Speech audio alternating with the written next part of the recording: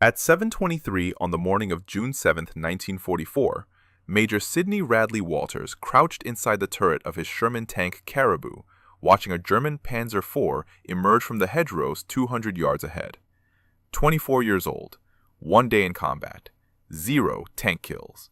The Panzer's 88mm gun swiveled toward his position. Radley-Walters had trained on tanks for less than 2 years. Before 1942, he had never even seen one. The Sherbrooke Fusilier Regiment had landed on Juno Beach 18 hours earlier. 11 Shermans made it off the beach.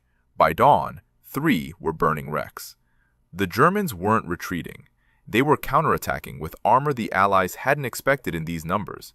Radley-Walters commanded A Squadron, 8 tanks, 75mm guns that couldn't penetrate a Tiger's frontal armor at any range. The math was brutal. A Tiger could kill a Sherman from 2,000 yards. A Sherman needed to get within 500 yards and hit the sides or rear. Most didn't get that close. The Panzer IV was smaller than a Tiger, but it was still faster than Caribou, better armored, and the crew inside had been fighting since Poland. Radley-Walters had graduated from Bishop's University 4 years earlier. His regiment had been infantry until January 1942. Then, the Canadian Army told them they were switching to armor.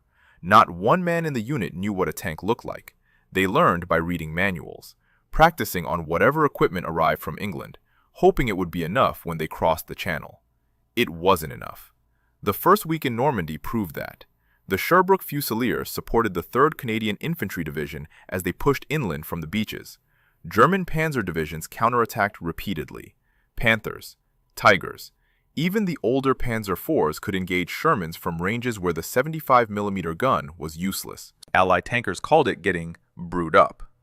The Sherman's gasoline engine caught fire easily. Crews had seconds to bail out.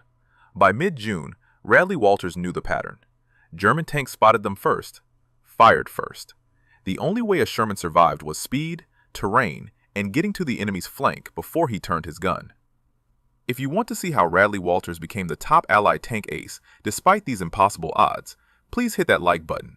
It helps us share these forgotten stories with more people. And please, subscribe. Back to Radley-Walters. The Panzer IV's turret stopped moving. Radley-Walters knew what came next. Either Caribou's crew killed this tank in the next 10 seconds, or they became another statistic. His gunner waited for the order. The German commander was probably doing the same thing, calculating range, elevation, whether to fire high explosive or armor-piercing. Radley-Walters gave the command to fire. The 75mm gun roared. The Panzer IV shuddered. Black smoke poured from its engine deck. No crew emerged. That was his first kill. It wouldn't be his last, but he didn't know yet that he'd survived 3 tanks destroyed under him, 2 wounds, 18 confirmed tank kills, or that 45 years later, he learned he might have killed Germany's most famous tank ace. He just knew he was still alive, and the war was far from over. The Normandy campaign turned into a grinding battle of attrition. The Sherbrooke Fusiliers fought through the hedgerows south of Caen for 56 days without relief. Radley-Walters destroyed his 2nd tank on June 10th, a Panther that had pinned down an infantry company. His 3rd came 4 days later, during the push toward Carpiquet Airfield. Other squadron commanders weren't as fortunate. By late June, the regiment had lost 23 Shermans, 11 loaders had died. Most never saw what killed them. German tanks used the hedgerows like fortresses. They'd wait in defilade positions where only their turrets showed. Fire, reverse, relocate. By the time Allied tankers spotted the muzzle flash, the round was already traveling at 3,000 feet per second. The Tiger I weighed 70 tons. Its frontal armor measured 120 millimeters thick. The Sherman's 75mm armor-piercing round could penetrate 79 millimeters at point-blank range.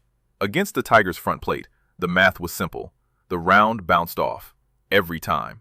Allied intelligence had underestimated how many Panthers and Tigers the Germans would field. Pre-invasion estimates suggested the Tiger would be rare, a heavy breakthrough tank produced in limited numbers. Instead, entire battalions of Tigers were arriving in Normandy. The 12th SS Panzer Division Hitler Youth had received dozens of them, all crewed by fanatical volunteers who'd been training since 1942. Radley-Walters learned to fight them anyway. The tactics were brutal but effective. Use terrain. Never silhouette on a ridge. Move fast. One platoon draws fire while another flanks. Hit the sides or rear where the armor was 60 to 80 millimeters. Thick enough to stop rifle rounds. thin enough for a 75mm shell at close range. By early July, he destroyed 6 German tanks. The regiment promoted him to major and gave him permanent command of A Squadron. He was 24 years old.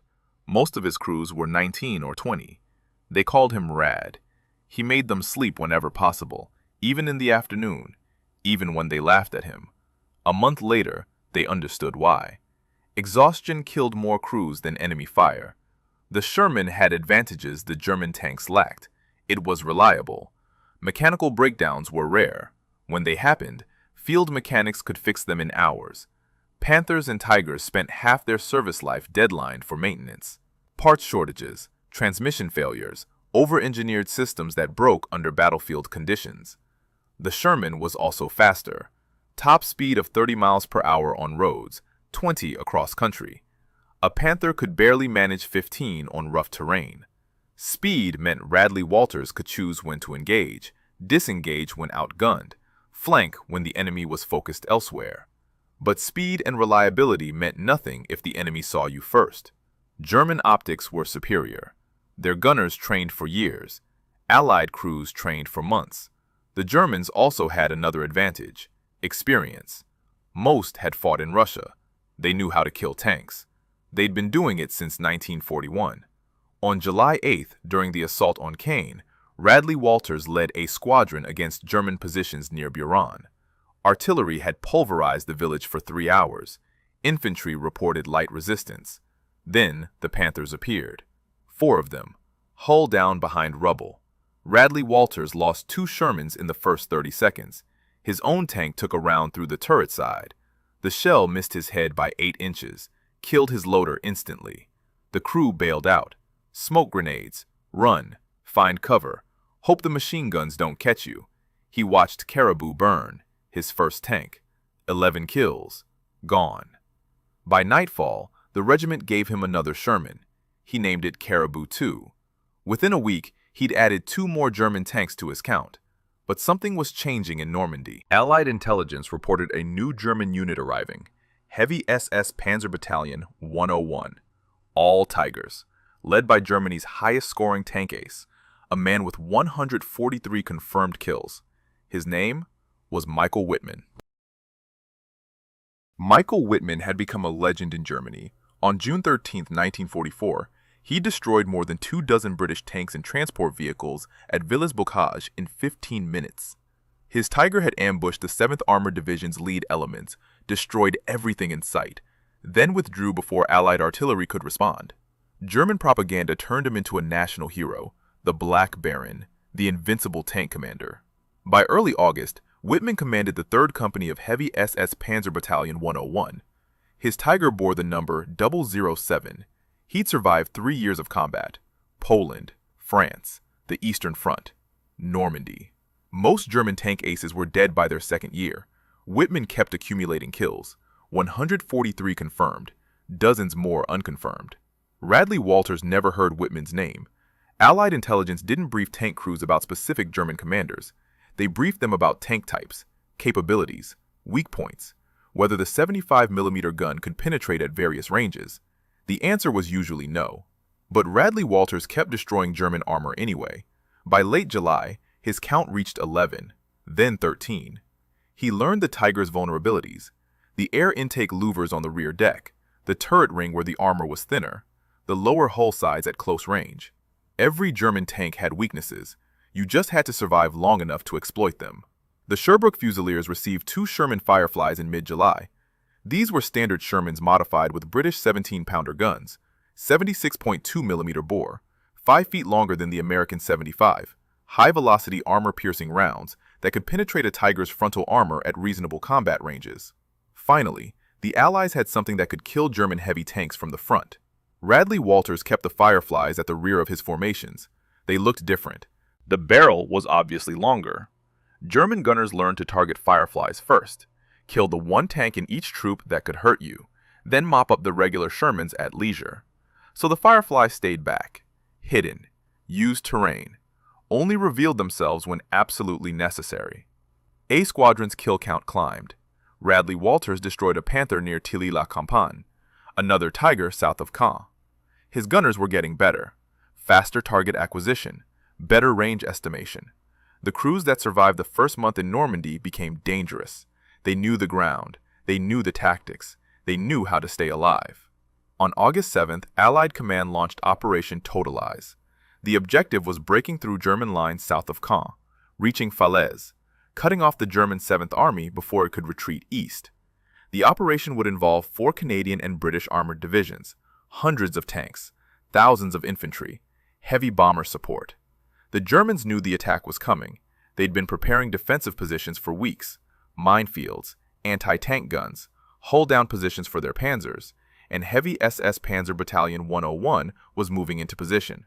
7 Tigers, multiple Panzer IVs, self-propelled guns, all under the command of Standartenführer Kurt Meyer. Michael Wittmann volunteered to lead the counterattack.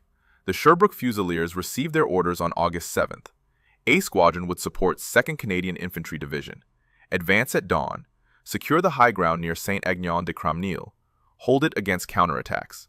Intelligence estimated moderate resistance, maybe some Panzer IVs, possibly a Panther or 2. Intelligence was wrong. The Germans were sending Tigers, and one of them belonged to the highest-scoring tank ace in the Wehrmacht. Radley-Walters didn't know any of this. He just knew that by dawn on August 8th, his squadron would be in position behind a chateau's stone walls near a village called Gomenil. 8 Shermans, 2 of them Fireflies, waiting for whatever the Germans sent. He had no idea he was about to face a legend. At 0600 on August 8, 1944, Radley-Walters positioned his 8 Shermans in the courtyard of Chateau Gomenil. His crews had knocked firing holes through the stone walls during the night. The chateau sat alongside Route Nationale 158, open fields to the east, the village of Saint-Aignan-de-Cramnil to the north. Perfect fields of fire. Terrible escape routes if things went wrong. Operation Totalize began at midnight with heavy bomber raids. Allied artillery pounded German positions for 6 hours. By dawn, Canadian and British infantry had secured the high ground. The first phase was succeeding. German resistance seemed lighter than expected.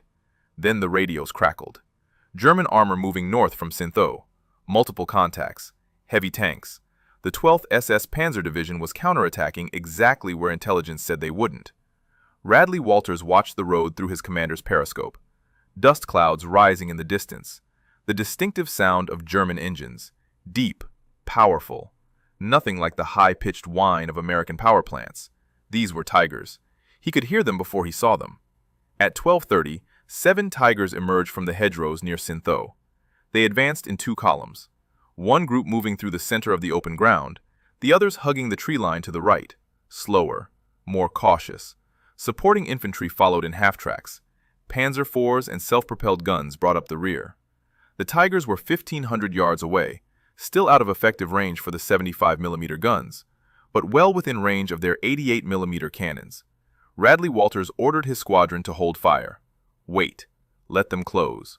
The Fireflies needed clear shots. Everyone else needed to get lucky. On his left flank, British tanks from 1st Northamptonshire Yeomanry were positioned in orchards northeast of his position. They'd arrived during the night, dug in among the trees, another squadron waiting for the same Tigers. The Germans were advancing into a crossfire. They just didn't know it yet. The lead Tiger fired. The round screamed past the chateau and detonated somewhere behind A Squadron's position. The German gunner was ranging, testing, seeing where the Allied tanks were hiding. The second shot came closer. Fragments of stone exploded from the chateau's wall. The Germans had spotted the firing holes. Radley-Walters kept waiting. 1,200 yards? 1,100?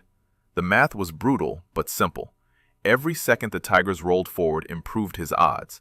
Every second they stayed alive decreased his. The lead Tiger was hulled down now, using the terrain. Only its turret visible. The commander knew what he was doing. 1,000 yards? Radley-Walters saw the British tanks opening fire from the orchards, flashes in the tree line, rounds impacting. One Tiger slewed sideways, track damage. Another kept advancing. The German formation was starting to spread out, reacting to threats from multiple directions. Still dangerous, still closing. At 800 yards, the Tigers began engaging targets more aggressively. A Sherman from the British squadron exploded. Another took a round through the engine deck. Black smoke. Crew bailing out. The Germans were finding their range. Their optics were better. Their guns were bigger. Their armor was thicker. Radley-Walters watched the rightmost column. 5 Tigers moving slower than the others. The lead tank bore the number 007 painted on its turret. It was advancing past the chateau now. 500 yards? Close enough. He ordered A Squadron to open fire. 8 Shermans fired simultaneously. The stone walls erupted with muzzle flashes. Smoke. Noise. Chaos. The lead Tiger on the right took a hit and stopped moving. An SPG behind the Tigers exploded. A Panzer IV slewed off the road. The German formation was reacting, turning to face this new threat, trying to identify targets through the smoke and dust. But Tiger 007 kept rolling forward, its turret traversing, looking for whoever had just fired. Inside that tank was Michael Wittmann. 143 kills, Germany's greatest tank ace. And he had no idea a 24-year-old Canadian major was watching him through a periscope 400 yards away. At 12:32, one of Radley-Walters' Firefly crews fired. The 17-pounder round crossed 400 yards in less than a second. It punched through the left air intake of Tiger 007 directly behind the turret. The tank shuddered, stopped rolling. Black smoke poured from the engine deck. No crew emerged. The Tiger sat motionless on Route Nationale 158. Radley-Walters shifted his focus to the other targets. An SPG was trying to reverse behind the stalled Tiger. He ordered another volley. The SPG exploded, ammunition cooking off in a chain of detonations that sent the turret 20 feet into the air. The British tanks in the orchards were hammering the Tigers from the northeast. The crossfire was working. German tanks were burning across 500 yards of open ground. The rearmost Tiger in the column took multiple hits and stopped moving. Another tried to maneuver behind a hedgerow. A Firefly from the British squadron caught it broadside. Penetration. Catastrophic kill. 3 minutes into the engagement, Tiger 007 exploded. Not a normal fire. A massive detonation that hurled the turret completely off the hull. The blast wave shook the chateau walls. Ammunition storage had ignited. Fuel tanks ruptured. The entire vehicle disintegrated in a fireball that sent debris raining across the road. Radley-Walters kept his gunners firing. A Panzer IV was trying to escape south. 2 Shermans tracked it. Hits on the rear deck. Engine fire. Crew bailing out. Another Tiger was retreating towards Sinto. Damaged track. Moving slowly. The British caught it with multiple rounds. It ground to a halt and began burning. By 12:40, the German counterattack had collapsed. 7 Tigers had advanced north. 5 were destroyed or disabled. The survivors were retreating. Panzer IVs abandoned on the road. SPGs burning. Infantry scattered across the fields. The 12th SS Panzer Division's thrust had been shattered in 10 minutes of coordinated fire. A Squadron had lost no tanks. 2 crew members wounded from fragments. 1 Sherman damaged by a near miss, but every vehicle was still operational. The Fireflies had performed exactly as designed. High-velocity, armor-piercing rounds against heavy German armor at medium range. It worked. Radley-Walters radioed his after-action report to regimental headquarters. 5 enemy tanks destroyed, multiple SPGs and support vehicles. German counterattack repelled. He didn't mention Tiger 007 specifically. It was just another wreck on a road full of burning German equipment. He had no idea whose tank he just destroyed. No idea that inside the shattered hull of 007 were the remains of SS Hauptsturmführer Michael Wittmann, Germany's highest-scoring tank ace. 143 confirmed kills, dead at age 30. The Black Baron had been killed by a Canadian squadron he never knew was there. Wittmann's body wouldn't be found until 1983. Road construction crews discovered the remains. Forensic analysis confirmed his identity. By then, British tankers from Northamptonshire Yeomanry had claimed credit for killing him. Their gunner, Joe Eakins, had destroyed 3 Tigers that day. Everyone assumed one was Wittmann's, but battlefield analysis told a different story. The British were positioned over 1,000 yards away. The Canadians were at 500 yards or less. The angle of penetration on Tiger 007 matched the Canadian position, not the British. The fatal shot came from Chateau Gomesnil, from one of Radley-Walters' Fireflies. He wouldn't learn any of this for 45 years.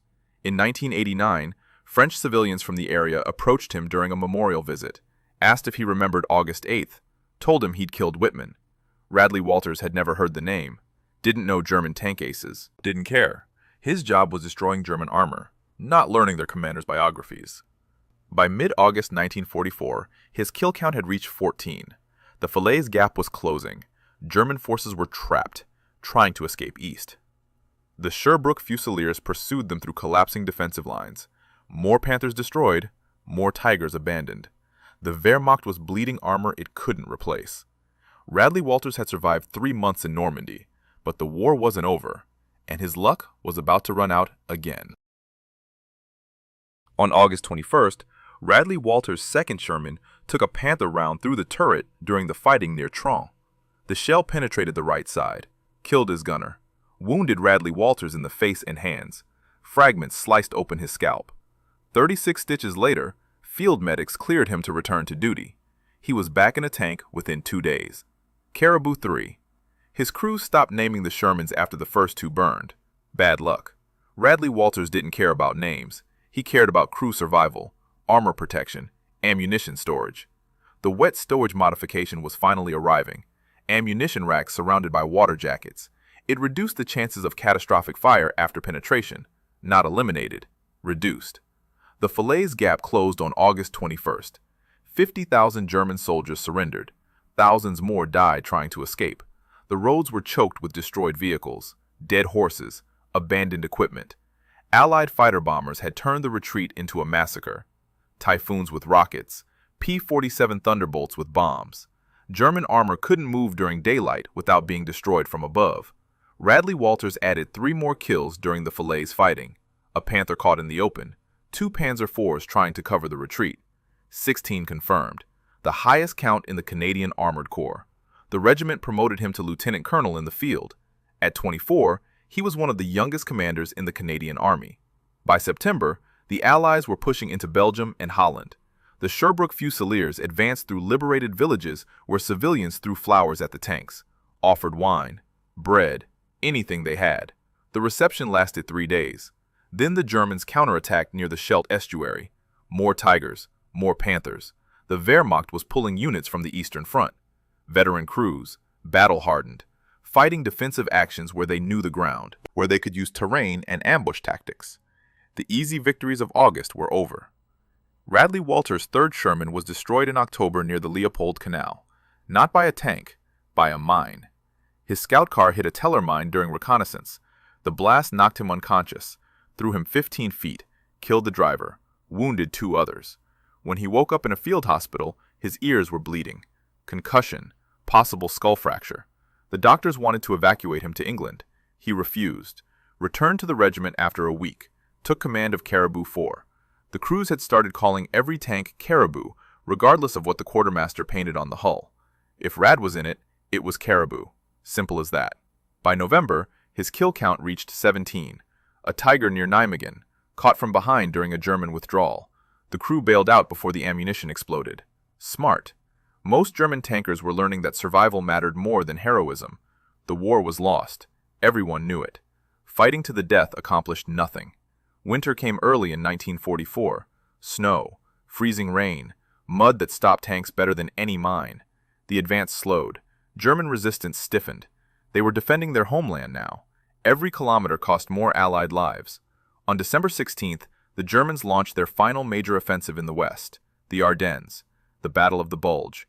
50 divisions attacking through fog and snow, catching American forces by surprise, destroying hundreds of vehicles, creating chaos across a 100-mile front. The Sherbrooke Fusiliers were in Holland, too far north to reach the Ardennes quickly, but German attacks were spreading, probing, testing, looking for weaknesses. A Panther company hit Canadian positions near Grosbeek on December 20th. Radley-Walters engaged at 700 yards. His gunner fired 3 rounds, 2 hits. The Panther slewed sideways, turret jammed, crew evacuating. His 18th confirmed kill, the highest count of any Western Allied tank commander, a record he'd hold for the rest of the war. But he still had 5 months of fighting ahead, and Germany wasn't surrendering yet. By January 1945, the Sherbrooke Fusiliers were advancing into Germany itself, the Rhine River crossings. the industrial cities of the Ruhr, villages that looked nothing like France or Belgium. No cheering civilians, no flowers, just silence. Fear. White flags hanging from windows. German resistance was collapsing. Not everywhere, not all at once, but the pattern was clear. Fewer counterattacks, more surrenders. Tank crews abandoning their Panthers and Tigers because there was no fuel, no ammunition, no spare parts. The Wehrmacht was dying from logistical starvation. Radley-Walters didn't add to his kill count after December, not because the fighting stopped, because German armor stopped appearing. The tanks he encountered were already disabled, abandoned, pushed off roads to clear traffic. The Luftwaffe was gone. Allied aircraft owned the skies. German armor couldn't move during daylight without being destroyed from above before any ground engagement began. The Sherbrooke Fusiliers crossed the Rhine in March, advanced through the Ruhr pocket in April, encountered thousands of German soldiers walking west to surrender to the Americans or Canadians, anything to avoid the Soviets approaching from the east. Most were teenagers or men over 40. The veterans were dead, or in Soviet prison camps, or scattered across a continent. On May 7, 1945, Germany surrendered unconditionally. The war in Europe was over. Radley-Walters was 25 years old, a lieutenant colonel commanding a regiment, 18 confirmed tank kills, dozens of other armored vehicles destroyed, 3 Shermans lost under his command, 2 wounds, 1 concussion. He'd survived 56 continuous days of combat in Normandy, 9 months of additional fighting across France, Belgium, Holland, and Germany. The Sherbrooke Fusiliers became part of the Allied occupation force in Germany, garrison duty, policing displaced persons, preventing revenge killings. Radley-Walters spent July 1945 learning how to be a peacetime officer, training replacements who'd never seen combat, processing paperwork, missing the adrenaline and terror and clarity of war. The Canadian government awarded him the Distinguished Service Order and Military Cross, recognizing his leadership and gallantry as a squadron commander. The citations mentioned specific actions: the assault on Caen in July, the Falaise Gap in August, multiple engagements where his tactical decisions saved lives, protected infantry, accomplished objectives against superior German armor. He returned to Canada in 1946, married Patricia. They had 4 sons. Radley-Walters called them the tank crew. He stayed in the army, rose through the ranks, served in peacekeeping missions in Cyprus and Egypt, became commanding officer of the 8th Canadian Hussars in 1957, attended the NATO Defense College in Paris, promoted to colonel, then brigadier general, retired in 1974 after 34 years of service. The French government made him an officer of the Legion of Honor. Canada appointed him Commander of Military Merit. In 2004, the town of Buron in Normandy renamed a small park in his honor, Park Radley-Walters. A commemorative plaque, benches, shade trees, a memorial to the man who'd helped liberate them 60 years earlier. He died on April 21, 2015, age 95, buried in St. Paul's Anglican Church Cemetery in Percé, Quebec, near where he was born. The Globe and Mail called him the most respected battlefield commander in the Royal Canadian Armoured Corps. Military historian Terry Kopp said he emerged from Normandy as the best-known tank ace in Canadian history, but most people outside military circles never heard his name, never learned about the infantry officer who'd never seen a tank before 1942, who destroyed 18 German tanks, who survived impossible odds, who helped defeat the Wehrmacht one engagement at a time. His story nearly disappeared into silence, like so many others from that war. But not quite. Not yet. Sydney Radley-Walters' story remained largely unknown outside Canada for decades. No Hollywood movies, no best-selling books, just regimental histories and military archives.